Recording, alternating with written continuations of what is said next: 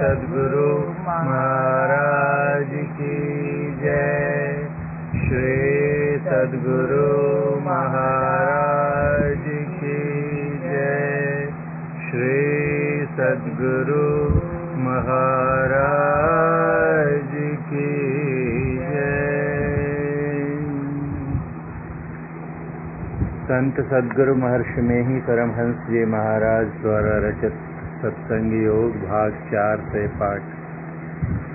Para संख्या 86।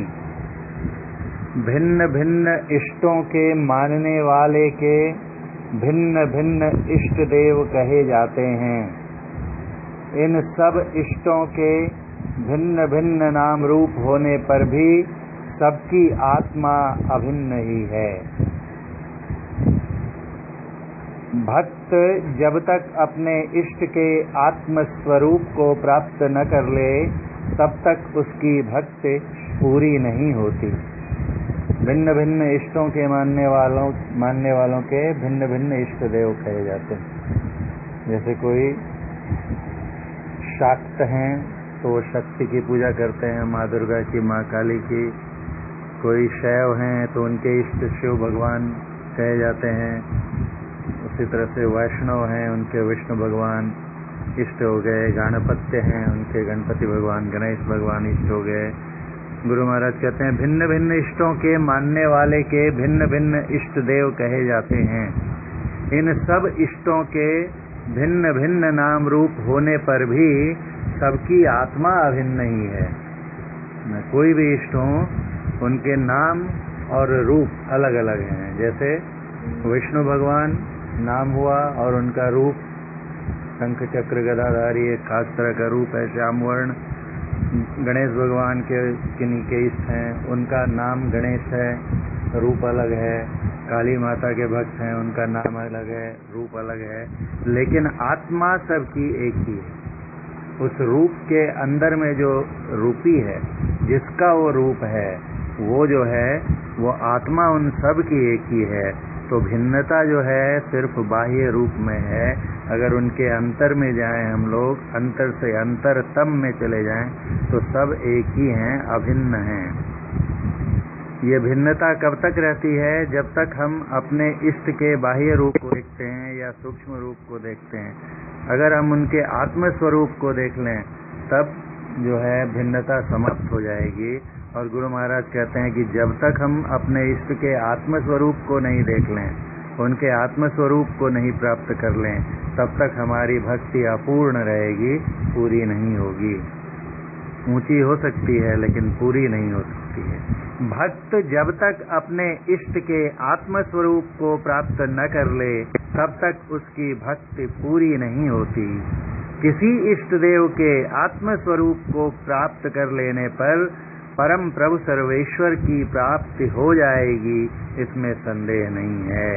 कहते किसी भी इष्ट देव आप जिनको मानते हैं मानिए, और उनके जो पहले स्थूल सगुण रूप की पूजा करते हैं उससे आगे बढ़िए, सूक्ष्म रूप में जाइए, उनके फिर रूप में जाइए, और करते करते जब आप आत्म स्वरूप को प्राप्त कर लेंगे तो किन्हीं भी इष्ट की पूजा से आप प्रारंभ कीजिए, अंत में आपको परम प्रभु सर्वेश्वर की ही प्राप्ति होगी।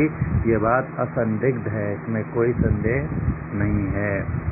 किसी इष्ट देव के, इसलिए गुरु महाराज मानस ध्यान पहले जब बतलाते थे तो कहते थे कि आपको जो पसंद हो उनका ध्यान कीजिए, मानस ध्यान कीजिए, मेरा ही कीजिए, ऐसा जरूरी नहीं है। किसी इष्ट देव के आत्म स्वरूप को प्राप्त कर लेने पर परम प्रभु सर्वेश्वर की प्राप्ति हो जाएगी। वो तो सिर्फ शुरुआत है जो हम लोग रूप पकड़ते हैं। उसके बाद उसके अंदर जब जाने लगते हैं तो वो विविधता जो है एकता में परिवर्तित होने लगती है। संख्या 84 में वर्णित साधनों के द्वारा ही आत्म स्वरूप की प्राप्ति होगी। 84 में क्या बताए थे? सत्संग, सदाचार, गुरु की सेवा और ध्यानाभ्यास। ये करेंगे तो किनसे भी प्रारंभ करें, किन्हीं से भी हम आत्मस्वरूप को प्राप्त करेंगे और हमारी भक्ति पूरी हो जाएगी। प्रत्येक इष्ट के स्थूल, सूक्ष्म, कारण, महाकारण, कैवल्य और शुद्ध आत्मस्वरूप हैं। जो बाहर हम लोग रूप देखते हैं, चाहे अपने गुरु महाराज का देखें या अन्य किसी देवी देवता का देखें, बाहर जो रूप हमको इन आंखों से, चर्म चक्षुओं से दिखलाई देता है, वो स्थूल रूप है उनका। और फिर जब हम दृष्टि साधन करेंगे, अंदर जाएंगे, तो सूक्ष्म रूप दिखाई देगा उनका। और सूक्ष्म लोक से भी आगे बढ़ेंगे तो उन्हीं का कारण स्वरूप दिखाई देगा।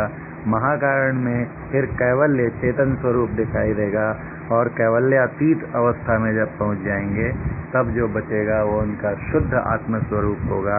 और ये प्रत्येक इष्ट का एक ही हो जाएगा। स्थूल रूप अलग होगा, सूक्ष्म रूप भी अलग होगा, कारण में भी हो सकता है थोड़ी भिन्नता, लेकिन जब आत्म स्वरूप पर पहुंच जाएंगे तब वहाँ पर किसी प्रकार की कोई भिन्नता, कोई पृथकत्व नहीं रहेगा और हम सब एक ही जगह पहुंचेंगे, मंजिल एक ही रहेगी। जो उपासक अपने इष्ट के आत्म स्वरूप का निर्णय नहीं जानता और उसकी प्राप्ति का यत्न नहीं करता, परंतु उसके केवल वर्णात्मक नाम और स्थूल रूप में फंसा रहता है, उसकी मुक्ति अर्थात उसका परम कल्याण नहीं होगा।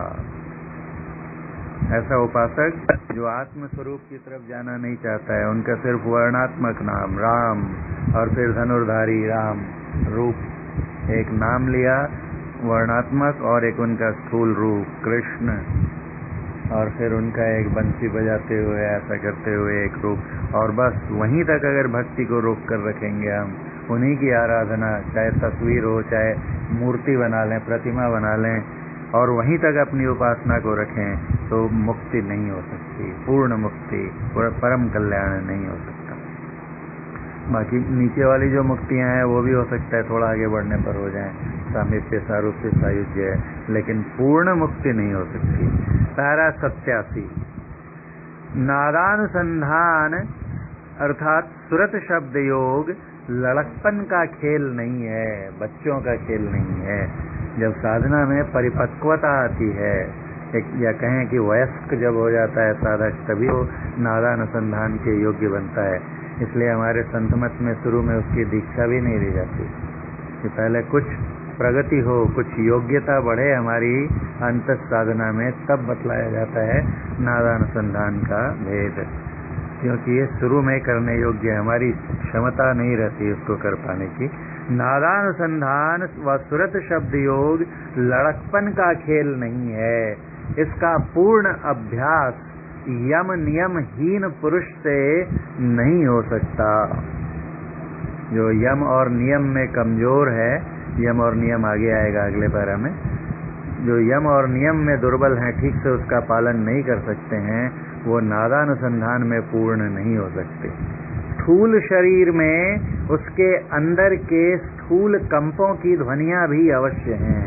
जो हमारा स्थूल शरीर है, इसके अंदर भी ध्वनियां होती हैं, और वो स्थूल कंप की ध्वनियां हैं। जब हमारी एकाग्रता बढ़ने लगती है, तो जब अभी तक हम सूक्ष्म लोक में नहीं पहुंचे हैं, सूक्ष्म शरीर में हम नहीं गए हैं, स्थूलता में रहते हुए भी ध्वनियां सुनाई देनी शुरू हो जाती हैं, प्रारंभ हो जाती हैं। लेकिन वो जो ध्वनियां हैं वो स्थूल मंडलों की ध्वनियां हैं, उनका ध्यान कर सकते हैं हम, लेकिन उससे सूक्ष्म में जाने पर ही, जब तक सूक्ष्म मंडल की ध्वनियों को नहीं पकड़ेंगे तब तक विशेष लाभ नहीं होगा। स्थूल शरीर में उसके अंदर के स्थूल कंपों की ध्वनियां भी अवश्य ही हैं। थोड़ा थोड़ा जब ध्यान एकाग्र होने लगता है अंदर में, दृष्टि साधन करते समय, तो कुछ ध्वनियां सुनाई देने लगती हैं, लेकिन वो स्थूल मंडल की ध्वनियां रहती हैं। केवल इन्हीं ध्वनियों के ध्यान को पूर्ण नादानुसंधान जानना, और इसको अर्थात नादानुसंधान को मोक्ष साधन में अनावश्यक बताना बुद्धिमानी नहीं है। जो सिर्फ स्थूल मंडल की ध्वनियों को सुनकर उसी में खुद हो गया, मैंने शब्द सुन लिया, कहीं कहीं तो कान बंद करके भी लोग इधर उधर दबा के सौंसा की आवाज सुना देते हैं और कहते हैं कि देखो यही है ब्रह्मनाद। तो पूज्यपाद संतदेव जी महाराज कहते थे कि ये ब्रह्मनाद नहीं है, ब्रह्मनाद है। और आंख को दबा दबा कर भी थोड़ा इधर उधर चमक गया, कहते हैं ब्रह्म ज्योति देख ली, तो कहते थे वो ब्रह्म ज्योति नहीं, ब्रह्म ज्योति है। जब तक अंदर के मंडलों में नहीं जाएंगे, तब तक जो है हमारी मुक्ति नहीं होगी। और सिर्फ मूल मंडल के ध्वनियों को सुनकर ही संतुष्ट हो जाना और कहना कि अब आगे नादानुसंधान अनावश्यक है, कोई आवश्यकता नहीं है, ये बुद्धिमानी नहीं है। असल में ये हमारे ज्ञान में कमी को दर्शाता है। केवल इन्हीं ध्वनियों के ध्यान को पूर्ण नादानुसंधान जानना और इसको नादानुसंधान को मोक्ष साधन में अनावश्यक बताना बुद्धिमानी नहीं है, बल्कि ऐसा जानना और ऐसा बताना योग विषयक ज्ञान की अपने में कमी दर्शाना है। यम और नियमहीन पुरुष भी नादानुसंधान में कुशल हो सकता है, ऐसा मानना संतवाणी विरुद्ध है और अयुक्त भी है। जो यम और नियम में दुर्बल है वो नादानुसंधान में प्रगति पूर्णता नहीं प्राप्त कर सकता। 88 पैरा संख्या 88 सत्य, अहिंसा, अस्तेय, चोरी नहीं करना, ब्रह्मचर्य और अपरिग्रह को यम कहते हैं। सच बोलना, मन में भी सत्य रखना, सिर्फ बोलना ऊपर से नहीं, मन में भी सत्यता का बर्ताव होना। अहिंसा, अहिंसा के अंदर स्थूल अहिंसा में क्या आता है कि अपनी स्वाद तृप्ति के लिए अनावश्यक जीवों को मारना, मत्स्य मांस को खाद्य पदार्थ समझना और फिर दूसरों को अनाहक कष्ट पहुंचाना, ये हिंसा हो गई। लेकिन और अगर सूक्ष्म रूप में जाएंगे तो मन में किसी के प्रति कोई कुभाव या दुर्भाव नहीं आना, क्रोध नहीं आना, तब पूर्ण अहिंसा होती है। सत्य, अहिंसा, अस्तेय, अस्तेय कहते हैं कि बिना किसी की अनुमति के उनकी कोई वस्तु ले लेना, अर्थात अस्तेय मतलब बिना किसी के अनुमति के किसी की कोई भी चीज नहीं लेना, अर्थात चोरी नहीं करना। ब्रह्मचर्य और अपरिग्रह, अपरिग्रह कहते हैं आवश्यकता से अधिक वस्तुओं का संग्रह करना, जितना आवश्यक है उससे ज्यादा चीजें जमा करते जाना, धन दौलत, वस्तु, मकान, वस्त्र, कोई किसी भी प्रकार के इन चीजों को अनावश्यक जमा करते जाना, वो परिग्रह हो गया। ऐसा नहीं करना अपरिग्रह हुआ। अपरिग्रह मतलब असंग्रह, आवश्यकता से अधिक नहीं जमा करना। ये 5 मिलाकर यम कहलाते हैं। सत्य, अहिंसा, अस्तेय, चोरी नहीं करना, ब्रह्मचर्य और अपरिग्रह, असंग्रह को यम कहते हैं। शौच, संतोष, तप, स्वाध्याय अर्थात अध्यात्म शास्त्र का पाठ करना और ईश्वर प्रणिधान, ईश्वर में चित्त लगाना को नियम कहते हैं। जिस प्रकार 5 यम हैं उसी तरह से 5 नियम भी होते हैं। शौच, शुचिता अर्थात पवित्रता। पवित्रता सिर्फ बाहरी पवित्रता नहीं कि शरीर खूब मल मल के धो रहे हैं, कपड़े वस्त्र जो है, परिधान जो है बहुत पवित्र हैं, साफ सुथरे हैं, ये तो होने ही चाहिए। बाहरी पवित्रता तो चाहिए ही। असली पवित्रता, शुचिता जो है अंतर की है, मन की है। मन में अगर मैल भरी हुई है और बाहर से कौन सा छोटू पड़ता है ना, कपट बगुला अंग, क्या कि अगर ऊपर से तो उजला उजला है बगुले के जैसा और अंदर में कपट भरा हुआ है, तो कहते हैं कि उससे बढ़िया तो वो कौवा ही है कि अंदर बाहर दोनों काला है, खाता भी गंदी चीज है और देखने में भी काला है। तो यहाँ पर जब शौच कहते हैं तो बाह्याभ्यंतर दोनों प्रकार की शुचिता चाहिए। संतोष जो है यथा लाभ उसी में संतुष्ट रहना, जो मिला उसके लिए ईश्वर का धन्यवाद करना और सुखी रहना। संतोष सबसे बड़ा धन कहा गया है। गोधन, गजधन, बाजधन और रतन धन खान, और जब आवे संतोष धन सब धन धूर समान। और संतोष नहीं है तो कितना भी मिल जाए, लालसा और लालच जाती नहीं है, मन में तृप्ति आती नहीं है और आदमी गलत करता है। इसलिए संतुष्ट हो रहना बहुत, जो है उससे संतुष्ट न रहकर जो नहीं है उससे, उसके प्रति मन लगाए रहना, इससे मन अशांत होता है। शौच, संतोष, तप अर्थात नहीं करने योग्य कार्यों से बचाकर अपने को रखना, हर चीज में संयम रखना। स्वाध्याय, अध्यात्म शास्त्र का पाठ करना और ईश्वर प्रणिधान, ईश्वर को जो है ढूंढने का जो तरीका है वो जानकर और उनमें ही अपने मन को लगा कर रखना, ये 5 नियम कहलाते हैं।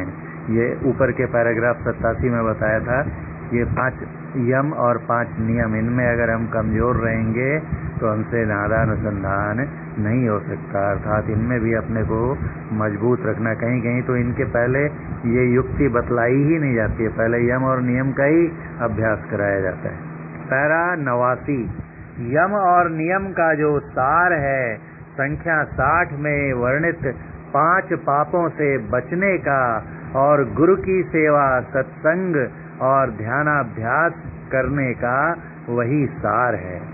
व्यभिचार, चोरी, नशा, हिंसा और झूठ, इनसे बचकर रहेंगे 5 पापों से, और गुरु की सेवा करेंगे, सत्संग करेंगे, ध्यानाभ्यास करेंगे, तो इनसे भी वही होता है जो यम और नियम में प्राप्त होता है। अगर अच्छे से गौर करके हम लोग देखेंगे।